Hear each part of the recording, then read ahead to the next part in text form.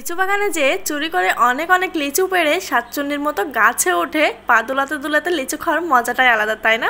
Hello everyone, আমি নুসরাত। আমার নতুন আরও একটা ভিডিওতে আপনাদের সবাইকে স্বাগত। উঠে রামিসাকে নিয়ে স্কুলে যাই, তাই আজকে যেহেতু স্কুল ছুটি ছিল তাই স্কুলে না যেয়ে আমরা আজকেও সকালে রেডি হয়ে বের হয়ে পড়লাম আমার বাড়ির উদ্দেশ্যে, মানে আমার আব্বুর বাসার উদ্দেশ্যে। যেহেতু আসা হয়নি তো ভাবলাম আজকে যেহেতু স্কুল ছুটি আছে একটু ঘুরেই আসি। আর এসেই তো রামিসা বিড়াল নিয়ে খেলা শুরু করে দিয়েছে। দেখে রামিসা তো অনেক এক্সাইটেড, আর আমার তো বিড়াল একদমই ভালো লাগে না।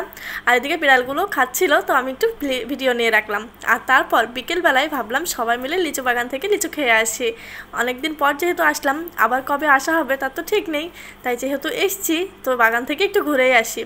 আর যাওয়ার পথে এই কলটা রামিসা যখনই যাই একটু কলটা টিপে তারপরেই যাই। এই যে মাঠের রাস্তা দিয়ে ঘাসের মধ্যে দিয়ে 7 সমুদ্র 13 নদী পার করে আমরা যাচ্ছি লিচু বাগানের উদ্দেশ্যে। বিকেলবেলায় মাঠের এই পরিবেশটা এতটা সুন্দর, হাঁটতে অনেক বেশি ভালো লাগছিল। কিন্তু এই যে এই ঘাসের মধ্যে হাঁটতে এত কষ্ট হচ্ছিল, হাত ছিলে যাচ্ছিল, হাত তো অনেক জায়গায় কেটেও গেছে আমার, যেহেতু গ্যামা ঘাস অনেকটাই ধার হয়, তো পার করে আসতে যেয়ে হাত কেটে গেছে।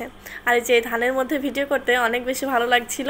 আর ধানের অনেক শীষ হয়ে গেছে, আর কিছুদিন পরে ধানগুলো কাটা হবে। অবশেষে অনেক মাঠ ঘাট 7 সমুদ্র 13 নদী পার করে আমরা পৌঁছে গেলাম লিচু বাগানে। আর এই যে লিচু বাগানে পৌঁছেই রামিসা জেরিন দৌড়ে চলে গেল লিচু পাড়তে, আর সাথে আমিও চলে গেলাম। এসে তো আমি হতাশ হয়ে গেলাম, কারণ লিচু তো এখনো পাকেইনি, সবগুলোই কাঁচা কাঁচা ছোট ছোট। তবে এই টক টক লিচু কিন্তু খেতে অনেক বেশি ভালো লাগে, মাখিয়ে খেতেও অনেক ভালো লাগে।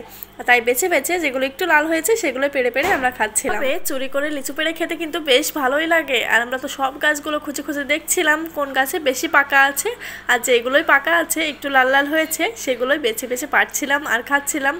অনেক অনেক লিচু খেয়েছি আমরা সবাই মিলে। পেড়ে পেড়ে খেতে খুব একটা মজা লাগছে না, তাই ভাবলাম গাছে উঠে পড়ি, গাছে উঠে পা ঝুলিয়ে খেতে শুরু করি, যেভাবে শাকচুন্নিরা খাই। তবে আমার একটু ভয় লাগছিল, মনে হচ্ছিল যেন সত্যি সত্যি ভূত আছে বাগানে, যেহেতু অনেক নির্জন সম্পূর্ণটাই মাঠ, আর আমরা শুধু এই কয়জনে ছিলাম, পুরো মাঠে কেউ ছিল না। আর বাগানের ভিতরে একটু অন্ধকার অন্ধকার, বেশ ভয়ই লাগছিল, বাট আমরা সাহস করেই খাচ্ছিলাম। এদিকে রামিসা তো গাছে হাত পাবে না, তাই ও নিচে পড়ে থাকা সব লিচুগুলো কুড়াচ্ছিল, পচা লিচু শুকনো লিচু সবগুলো যা পাচ্ছিল কুড়িয়ে কুড়িয়ে খাচ্ছিল।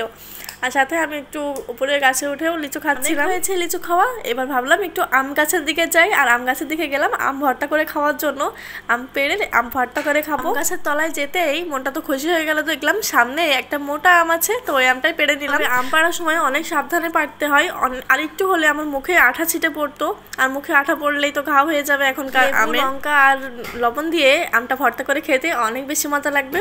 তো আমার হাতে পুরো আঠা ভর্তি হয়ে গেছে, তাই হাতটা ঝাড়া দিচ্ছিলাম। বাড়ি এসে সাথে সাথে হাতটা ধুয়ে ফেলতে হবে আগে।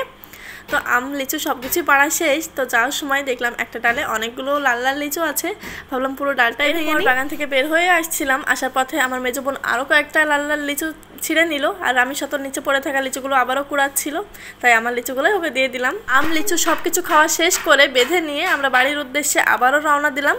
আর একটা কথা, আমরা কিন্তু লিচু চুরি করে খাইনি, এটা আমাদের নিজেদেরই বাগান। তো দিন পর বাড়ি যেয়ে বাগানে যেতে একটু ইচ্ছে হয়েছিল, তাই বিকেলে গিয়েছিলাম, আর সবাই মিলে অনেক আনন্দও করেছি। আর এই তো এভাবে আমাদের আজকে সারাদিনটা অনেক আনন্দে কেটে গেছে ভাই বোনগুলো মিলে। আর এই ছিল আজকের ভিডিও ভালো লাগলে একটা লাইক কমেন্ট শেয়ার তো অবশ্যই করবেন, আর একটা ফলো দিয়ে পাশেই থাকবেন।